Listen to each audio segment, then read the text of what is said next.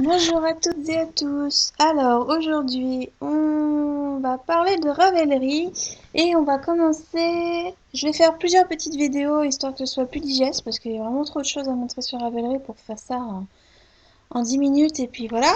Donc, par petite partie, et aujourd'hui, on va commencer avec le compte personnel qu'on a sur Ravelry. Donc, euh, on commence par s'inscrire. Je vous montre pas comment on fait, hein, c'est comme sur tous les sites, un pseudo, un mot de passe, une adresse mail, et voilà.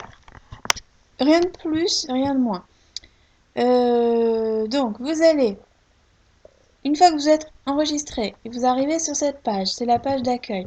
Je m'attarde pas dessus, c'est pas la page la plus importante du site. Donc, je vous invite à aller directement sur votre compte personnel. Donc, en haut à droite, vous cliquez sur votre pseudo. Et vous attendez que ça charge. Voilà. Donc ici, on est sur la page principale, votre page personnelle. Page que tout le monde peut venir voir à partir du moment où on clique sur votre pseudo. Alors, comment ça marche? Ici, en plein milieu, la colonne du centre, vous avez les informations que vous voulez bien laisser voir à tout le monde. Ici, vous avez tout ce que vous pouvez ajouter. Vous pouvez raconter votre vie, etc. Vous pouvez mettre des widgets, comme moi j'ai fait. Là, ce sont des widgets qui permettent de savoir combien de mètres j'ai tricoté par an. Vous pouvez rajouter vos différents réseaux sociaux et vous avez le fil de votre blog qui s'affiche si vous avez rentré l'adresse. Donc, je vais commencer par vous montrer comment éditer cette partie. Donc, on clique ici sur éditer mon profil, juste sous votre pseudo. Vous cliquez et vous n'avez plus normalement qu'à remplir. Donc ici, vous aurez l'adresse mail avec laquelle vous vous êtes inscrit. Ici, vous aurez le blog, l'adresse, vous pouvez mettre votre adresse de blog. Ici, vous indiquez si vous mesurez votre fil en mètres et grammes ou en yards. Bon, moi je fais en mètres et en grammes, comme la plupart des françaises. Je m'attarde pas trop sur les différentes cases à cocher, mais cochez au moins cette dernière case là. Elle vous permet de recevoir des messages privés, de recevoir les demandes en ami, de recevoir les notifications, car si on vous cite dans un message, vous recevrez une notification uniquement si vous cochez ici. Donc, si vous cochez ici, en haut à droite, là, vous voyez, j'ai 22 messages.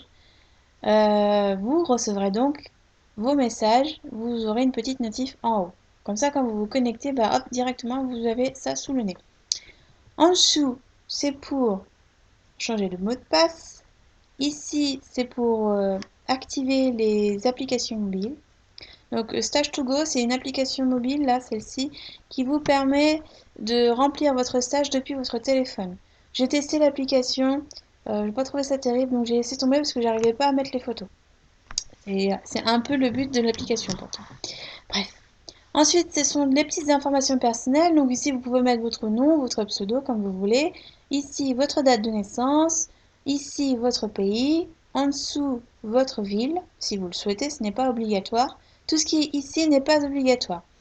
Le nombre d'années depuis lesquelles vous tricotez, vous crochetez, si vous avez des enfants, si vous avez des animaux, vous pouvez indiquer vos couleurs préférées et vous pouvez indiquer votre gros mot préféré. Moi, j'en ai trop pour vous les indiquer, donc j'ai laissé la case vide.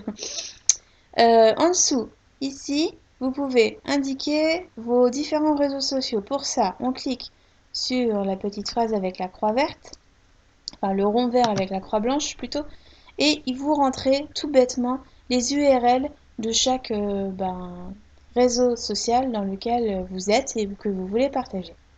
Voilà, c'est aussi simple que ça, vous sauvegardez, voilà. Et puis ici, donc, vous mettez ce que vous voulez, vous pouvez causer, vous pouvez raconter votre vie, vous pouvez, je sais pas, vous étendre un peu plus sur le tricot, etc., etc. Vous pouvez mettre vos widgets, bon voilà, moi j'ai mis des widgets. Et voilà, quand vous avez fini ici, vous regardez un petit peu en haut et vous cliquez sur ajouter une photo de profil. Donc quand on clique, hop, il ne reste plus qu'à choisir un fichier et à l'uploader ou passer par votre caméra, enfin votre webcam, ou même utiliser l'avatar que vous avez sur Instagram. C'est tout bête, ça se connecte tout seul et voilà.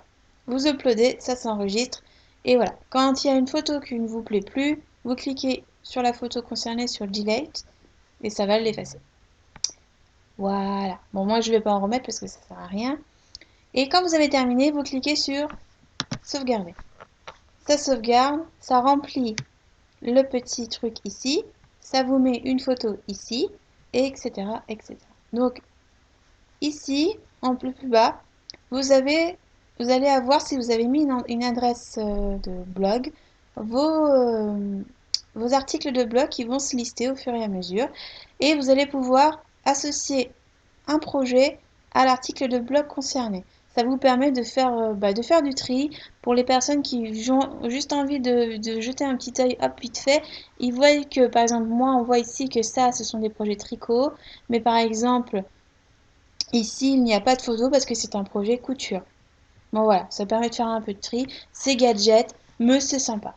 Donc pour rajouter le petit carré, là, la petite photo, vous descendez juste en dessous du fil d'actualité, vous cliquez sur cette petite phrase et quand vous avez donc les articles qui sont listés un peu plus gros, vous cliquez sur relier un projet et vous entrez le nom du projet ou de la laine, etc. Vous cliquez dessus. Bon, moi, elle ne s'affiche pas parce qu'elle y est déjà, mais vous avez le petit carré qui s'affiche et c'est tout. Il n'y a rien de besoin de faire de plus. Ça s'enregistre automatiquement. Si jamais vous voyez que les articles ne sont pas à jour, vous pouvez cliquer ici. Ça rafraîchit la poste. La poste. N'importe quoi. Ça rafraîchit la liste des postes. Voilà, ce sera mieux. Quand vous avez terminé, hop, vous revenez ici et vous voyez votre liste d'articles de blog associés au petit carré, vos petites photos. Voilà, c'est tout bête, tout simple. Je vais aller faire une deuxième vidéo maintenant pour vous parler du côté gauche de cette page, la plus intéressante en ce qui concerne le compte personnel, mais c'est un petit peu vaste, donc je préfère faire une petite vidéo à côté. Donc, je vous montre ça dans la suivante. À tout à l'heure!